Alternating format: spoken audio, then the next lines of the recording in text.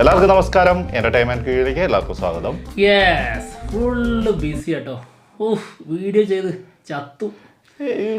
ഇതേപോലെ ഇങ്ങനെ continuous video ചെയ്തത് കഴിഞ്ഞ വർഷം ഉണ്ടായിരുന്നു അല്ലേ? ഇത്രയും ചെയ്ത് ഊപ്പാട് ഇരുന്നിട്ടില്ല ഒരു ദിവസം. എന്നാലും ഇത്ര എത്തിയിട്ടില്ല. പക്ഷെ ആവേശത്തിന് ഒരു കുറവില്ല കേട്ടോ. അത് അങ്ങനെയാണല്ലോ. ദാവീദ് സിനിമയുടെ ഒഫീഷ്യൽ ട്രailer എത്തിയിട്ടുണ്ട്. കാണണം. ട്രെയിലർ അല്ല സാർ, ടീസർ. അത് ആവേശം കൊണ്ട് അത് വിട്ടേക്ക്. എന്താണെങ്കിലും ടീസർ എത്തിയിട്ടുണ്ട്. 6 മണിക്ക് കറക്റ്റ് സാധനം വന്നിട്ടുണ്ട്. അതെ, നമ്മുടെ ആന്റണി പെപ്പെ നായകനാവുന്ന സിനിമയാണ്. ആഷിഖ് കപൂർ ആവുന്നു. ആഷിഖ് കപൂർ, പിന്നെ ലിജോ മോൾ ജോസ് ഒരു പ്രധാന വേഷം ചെയ്യുന്നുണ്ട്. പിന്നെ വിജയരാഘവൻ ഒരു പ്രധാന വേഷം ചെയ്യുന്നുണ്ട്. ആശാൻ. പിന്നെ നമ്മുടെ ഷൈജു കുറുപ്പ്. പിന്നെ ആയിരിക്കണം, പിന്നെ കുറെ ഉണ്ട്. കുറെയാണ്, ഒരു രക്ഷയില്ല. നമ്മൾ അറിഞ്ഞ ഒരു ലെവലില്ലേ, ആ ലെവലിന്റെ മുകളിലേക്ക് ഈ ടീസർ വരുമ്പോൾ മാറും. പിന്നെ ഉറപ്പല്ലേ, ഇതുവരെ എന്താണോ ദാവീദിനുണ്ടായിരുന്ന ഹൈപ്പ് അതിന്റെ അപ്പുറത്തേക്കാവും. കാരണം ഇതിനെക്കുറിച്ച് നമുക്ക് കുറച്ച് സംഭവം കേട്ടറിവുണ്ടായിരുന്നു കേട്ടോ. പടം ഒരു രക്ഷയില്ലാത്ത സാധനമായിരിക്കും. പിന്നെ പോരാത്തതിന് പെപ്പേന്റെ ഇടി അറിയാലോ. പെപ്പേന്റെ ഇടിപ്പടം വരുവാണെങ്കിൽ എന്തായിരിക്കും അവസ്ഥ? ആ ഇടി എന്ന് പറഞ്ഞാൽ 1.5 കിൻഡിൽ വരും. ഓക്കെ, എന്തായാലും ഇതിന്റെ ഒഫീഷ്യൽ ടീസർ വന്നിട്ടുണ്ട്. സിനിമ സംവിധാനം ചെയ്യുന്നത് ഗോവിന്ദ് വിഷ്ണു. സിനിമയുടെ സ്ക്രിപ്റ്റ് എഴുതുന്നത് 2 പേരാണ്. ഒന്ന് ദീപു രാജീവൻ അല്ലേ ആണെന്ന് തോന്നുന്നു, മറന്നുപോയി. ഒന്ന് നോക്കിയേ, ഒരു മിനിറ്റ് ഇപ്പൊ വരാന്ന് എടുത്തു വെച്ചിട്ടുണ്ട്. ഇഷ്ടംപോലെ വീഡിയോ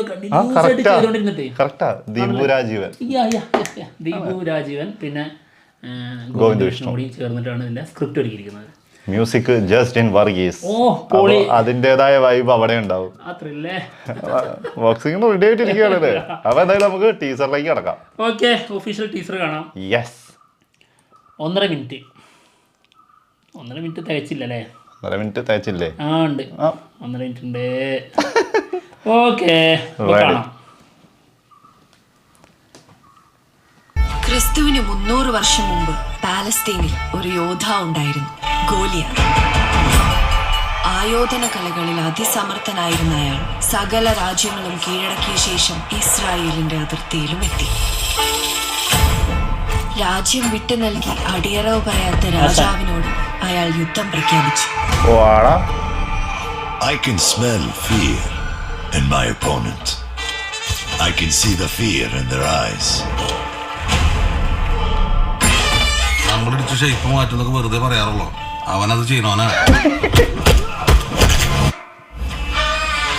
തന്റെ ഭീഷണി പറഞ്ഞവസാനിപ്പിച്ച് തിരിഞ്ഞ ഗോലിയാത്തിന്റെ നെറുകയിൽ ദാവീദിന്റെ കവണയിൽ നിന്നും ഒരു കല്ല് വന്ന് പതിച്ചു.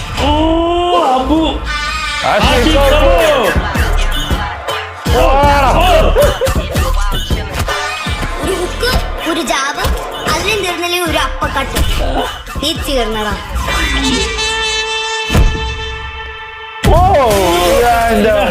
1.5 കിൻഡല്.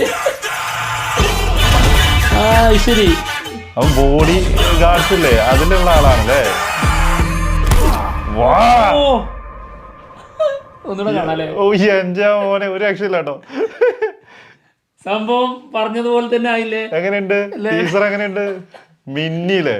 ഇനി ഇതായിരിക്കും ഇനി ചർച്ച. അല്ലെ, ഇതിലേ നമുക്കറിയാവുന്ന കാര്യം ഈ ഒരു സംഭവം തന്നെയായിരുന്നു. അതായത്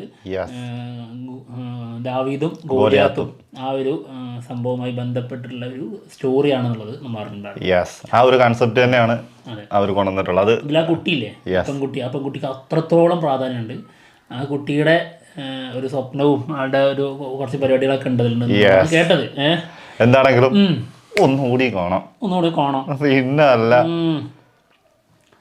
ക്രിസ്തുവിന് 300 വർഷം മുമ്പ് പാലസ്തീനിൽ ഒരു യോദ്ധാവ് ഉണ്ടായിരുന്നു, ഗോലിയാത്ത്. ആയോധന കലകളിൽ അതിസമർത്ഥനായിരുന്ന സകല രാജ്യങ്ങളും കീഴടക്കിയ ശേഷം ഇസ്രായേലിന്റെ അതിർത്തിയിലും എത്തി. രാജ്യം വിട്ടു നൽകി അടിയറവ് പറയാത്ത രാജാവിനോട് അയാൾ യുദ്ധം പ്രഖ്യാപിച്ചു. I can smell fear in my opponent. I can see the fear in their eyes. നമ്മളിടിച്ച് ഷേപ്പ് മാറ്റുന്നൊക്കെ വെറുതെ പറയാറുള്ളൂ. അവനത് ചെയ്യണോനാ.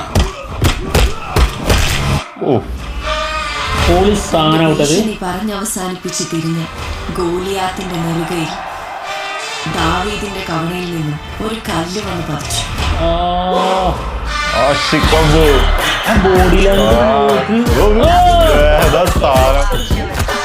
ഒരു ഹുക്ക്, ഒരു ജാബ്, അതിലും തീർന്നില്ലേ ഒരു അപ്പക്കട്ട്. നീ തീർന്നടാ. ഇതാണ് പൊളി. ഏതോ ഉദ്ഘാടനം.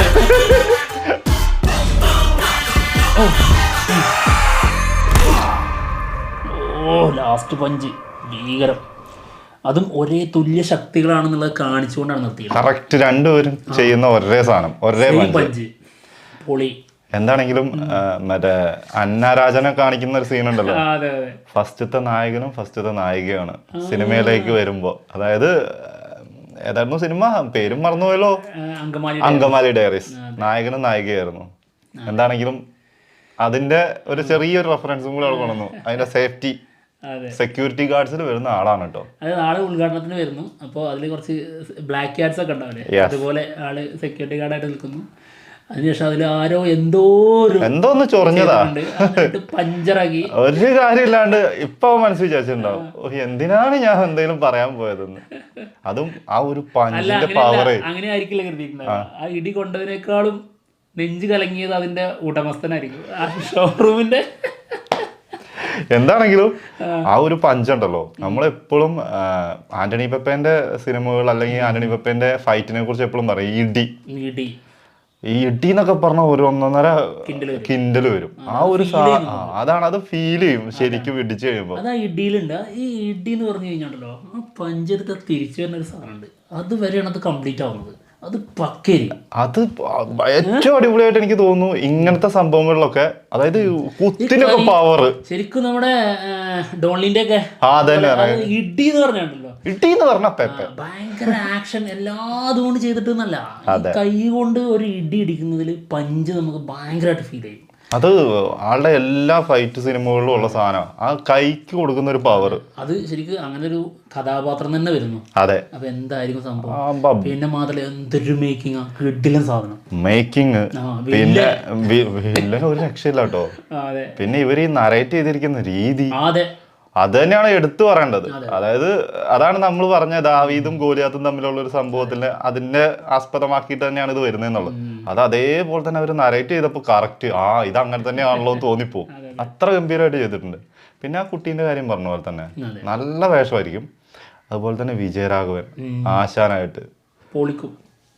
പിന്നെ ഇമോഷണൽ കണക്ഷൻ കുറച്ച് പരിപാടിയൊക്കെ ഉള്ളത് നമ്മുടെ സൈജു കുറുപ്പിന്റെ ക്യാരക്ടർ. പിന്നെ അതിലെടുത്ത് പറയേണ്ട സംഭവം ജസ്റ്റിൻ വർഗീസിന്റെ BGM. ടോടോടോ ഓടോടോ അങ്ങനെ സാധനം കയറിയിട്ടുള്ള ഒരു സാധനം ഉണ്ടോ? പൊളി സാധനം. പിന്നെന്താ തീർച്ചയായിട്ടും. അപ്പം 14-ാം തീയതി ലോക്കഡ ഞാനും അതിനുള്ളൂ. നീ അതിനാ അപ്പൊ ബസൂക്കിക്ക് പോണില്ലേ? ബസൂക്കൊക്കെ മാറ്റുമായിരിക്കും. പിന്നെ പൈങ്കിളി ഉണ്ട്, ബ്രോമാൻസും ഉണ്ട് അല്ലേ? കുഴപ്പമില്ല. അതില് നിക്കുന്നതിന് മുന്നിൽ നമ്മള് ദാവീദ് തന്നെ. ദാവീദ് എന്താണെങ്കിലും അല്ല, മേക്കിങ്ങിന്റെ കാര്യത്തിൽ മാത്രമേ ഡൗട്ട് ഉള്ളായിരുന്നു. ഇത് സെറ്റാ, സാധനം സെറ്റാ. എന്താണെങ്കിലും ഗംഭീരമായിട്ടുണ്ട് കേട്ടോ. സൂപ്പർ സാധനം. നല്ല സ്ക്രിപ്റ്റ്, അതായത് നല്ല ആശയം ഉണ്ടാവും. നല്ല സ്ക്രിപ്റ്റും കൂടി ആയി കഴിഞ്ഞു കഴിഞ്ഞാല് സാധനം പൊളിക്കും. പിന്നെ ഇങ്ങനത്തെ ഒരു ബോക്സിംഗ് ടൈപ്പ് സാധനം മലയാളത്തിൽ വളരെ കുറവാണ്. ഇനിയിപ്പം വരാനുള്ളത് ആലപ്പുഴ ജിംഖാനയാണ്. ഇതേപോലെ ഒരു ബോക്സിംഗ് ഈ സാധനമായിട്ട് വരുന്നത്. അതിന് മുന്നേ എനിക്ക് തോന്നുന്നു മലയാളത്തിൽ വളരെ ചുരുക്കം എപ്പോഴെങ്കിലും ഒക്കെ ആയിരിക്കും ഇങ്ങനത്തെ ഒരു സംഭവമൊക്കെ വരുന്നത്. എന്താണെങ്കിലും അത് അങ്ങനെ വന്നിട്ടുള്ളതൊക്കെ വൻ ഹിറ്റുകളുമാണ് കേട്ടോ. പഴയതാണെങ്കിൽ പോലും ഈ സാധനം ഭയങ്കര ഇഷ്ടമാണ്. സത്യം. ഗോദ ഇതിന്റെ വേറെ രീതി ഗാട്ടാ ഗുസ്തിയായിരുന്നു. അത് നമ്മൾ എന്തുകൊണ്ട് സ്വീകരിച്ച് അതിൽ ആ ഒരു വൈബ് ഉണ്ടായിരുന്നു.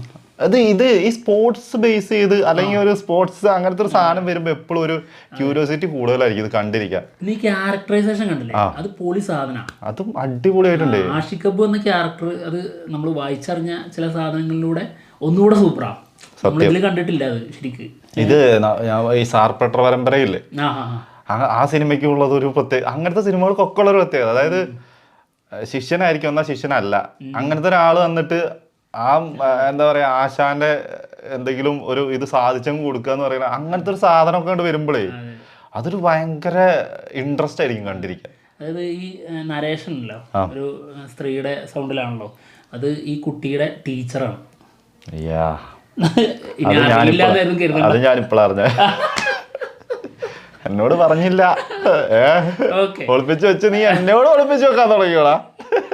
ഓക്കെ, അപ്പോൾ എന്തായാലും ഗംഭീര സാധനമായിട്ടാണ് ഫീൽ ചെയ്തത്. പ്രത്യേകിച്ച് നമ്മുടെ ആന്റണി പെപ്പെ ആള് എടുത്ത ട്രാൻസ്ഫോർമേഷൻ എടുത്ത് പറയണം കേട്ടോ.